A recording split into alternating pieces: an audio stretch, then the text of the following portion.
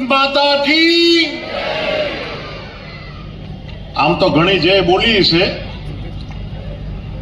પણ હવે આપણા ખૂબ જ સક્રિય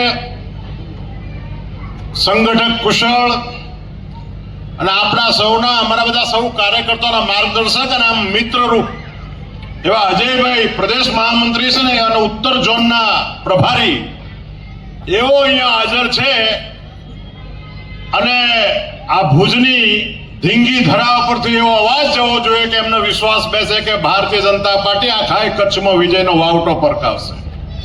બોલો ભારત માતા કી વંદે. ભારતીય જનતા પાર્ટીના ભુજ નગરપાલિકાના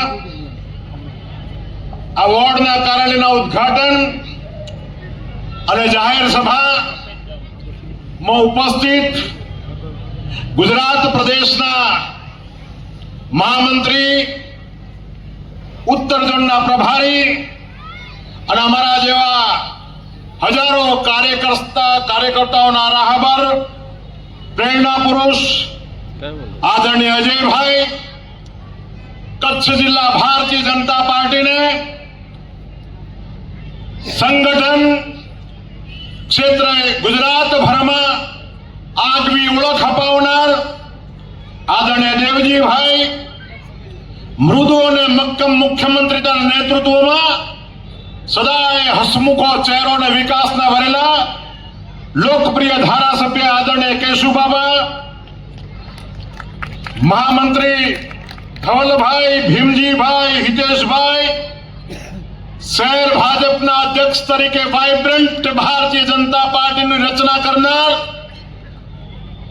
યુવા મિત ઠક્કર, મહામંત્રી શ્રી હિતેનભાઈ ગૌર, જીગરભાઈ શાહ, ચૂંટણીના ઇન્ચાર્જ બાલકૃષ્ણભાઈ મોતા, કશ્યપભાઈ ગૌર, સંદીપભાઈ શાહ અને લોકપ્રિય ઉમેદવારો શ્રીમતી હસ્મિતાબેન નવીચંદ્ર ગૌર, શ્રીમતી વંદનાબેન પરમાર, હિરેનભાઈ ભાનુભાઈ ઠક્કર, દિલીપસિંહ હડિયા, રાજેશભાઈ ગૌર, હિરેનભાઈ ભાનુભાઈ ઠક્કર, સૌ મંચસ્થ મહાનુભાવો અને વિરાટ સંખ્યામાં ઉપસ્થિત દેશના લોકપ્રિય વડાપ્રધાન, વિશ્વ નેતા આદરણીય નરેન્દ્રભાઈ મોદીની આજે એમનું જાહેર પ્રસારણ રાષ્ટ્રજોગ સંબોધનને સાંભળવા માટે મહિલા બિલને પાસ ન થયું એની વેદના દિલમાં લઈને બેઠેલી મારી માતાઓ, બહેનો અને દેશભક્ત ભુજના નાગરિકો, ભાઈઓ બહેનો, મિત્રો, સમયનો અભાવ છે. મારે આજે અજયભાઈને સાંભળવા છે, માણવા છે.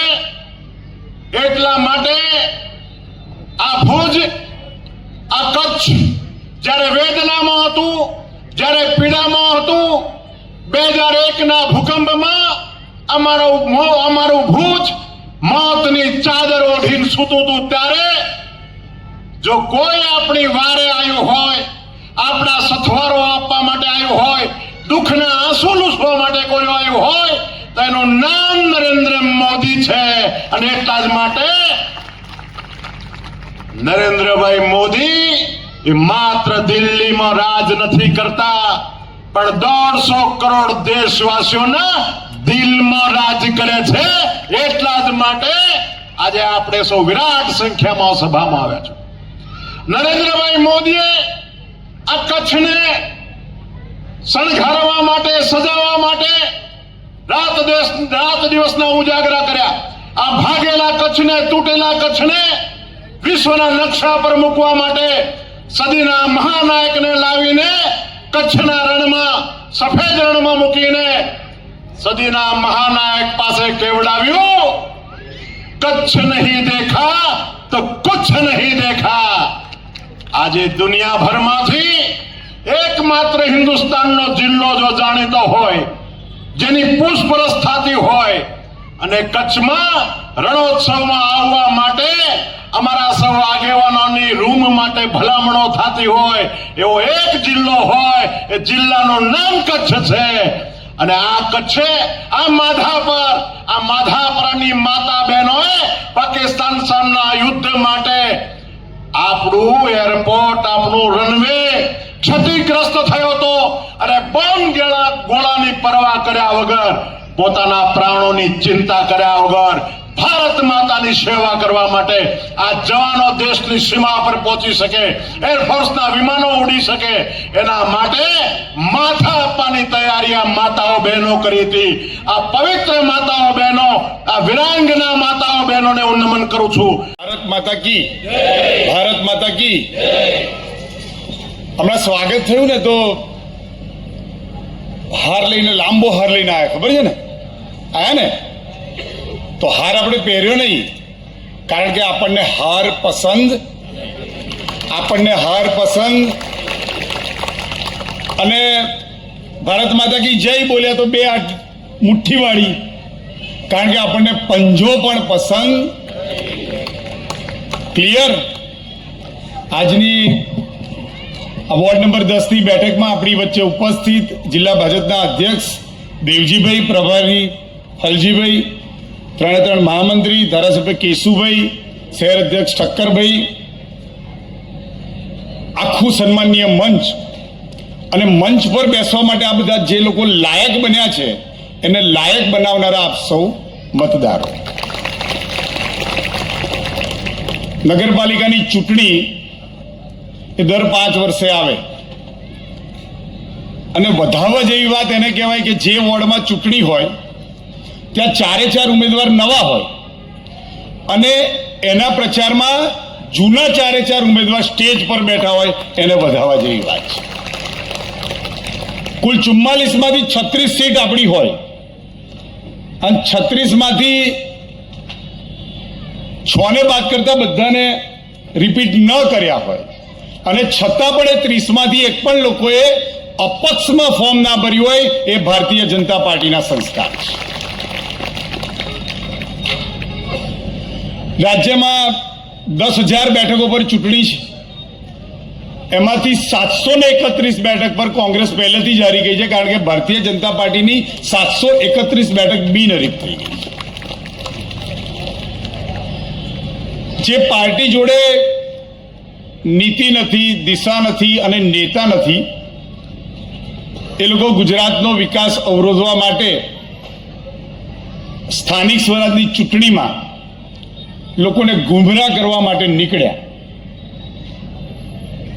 તારીખ 16, 17 ને 18 દેશની સંસદમાં મતદાર યાદીમાં જેનો 50% ભાગ છે, જેણે ઘરનું કામ કરીને, પરિવારને સાચવીને, મલ્ટીટાસ્કિંગ કરીને, હંમેશા ઘરની બહાર નીકળીને પુરુષોને મત આપીને જીતાડ્યા છે, જેનો 50% હક હોવા છતાં એમને ક્યારેય એમનું 50% પ્રતિનિધિત્વ ન મળ્યું.